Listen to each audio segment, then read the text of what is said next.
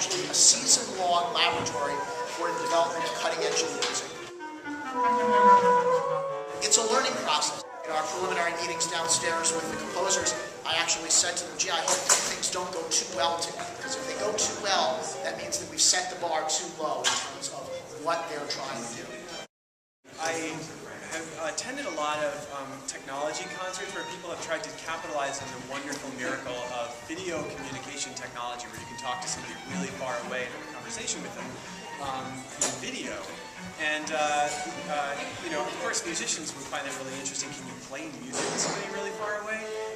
And for those who have tried, even just to clap your hands along with somebody in a faraway place via video conferencing software, you'll see you can't stay together because there's a little bit of a delay there. But I thought it would actually be kind of interesting to make a piece that not only was immune to it, but a piece that was actually where that was the most important factor. A piece that without that delay might not be very interesting.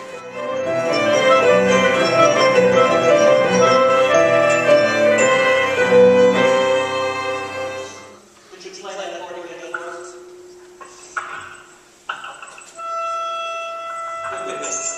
I'm realizing today, I think that the canons that I had that had simpler tonalities are the ones that are going to be easier to put together and that are going to sound better. Okay, it's a little higher. It's hard to hear, I think, when it's that chaotic, that there is a process going on. It'll be more interesting, I think, is when we get musicians together in London to see how that all comes, how that all pans out.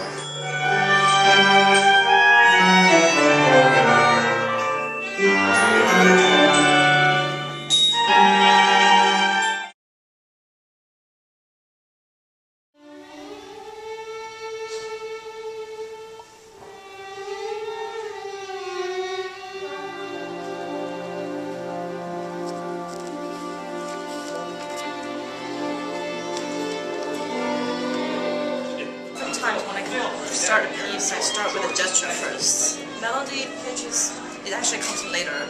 So to have this kind of opportunity provided me to try different gestures.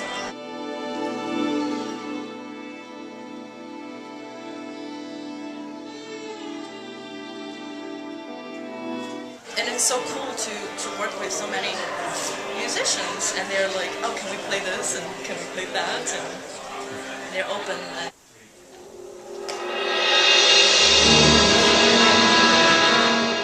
Because the video is so slow, David Michaelis' video is about hyper-slow movements, and it's my wish to compose a piece that is completely analog.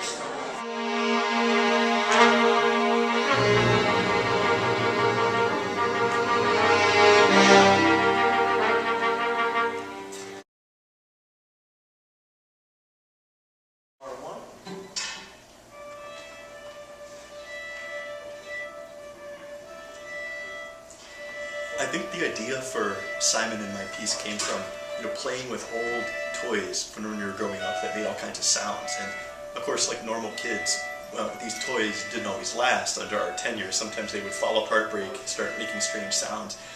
There's something that's very distressing about hearing a familiar element pushed to a really strange and kind of demonic sound world. But I think there's also something really affecting about the expressive power of obsolescence.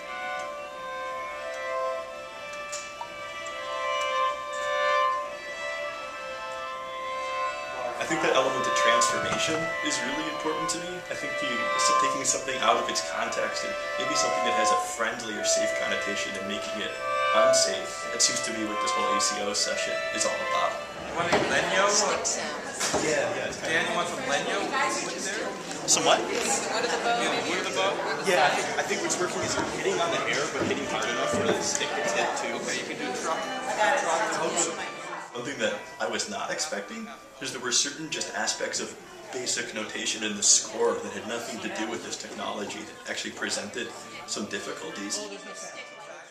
As a composer who's written other orchestra pieces for some of the major orchestras, I've noticed that with very little time to develop ideas, and because of that you're often limited to a couple specific approaches. And I can't stress enough how important it is for my development, and I wish that every composer had the opportunity to work with an orchestra on this level.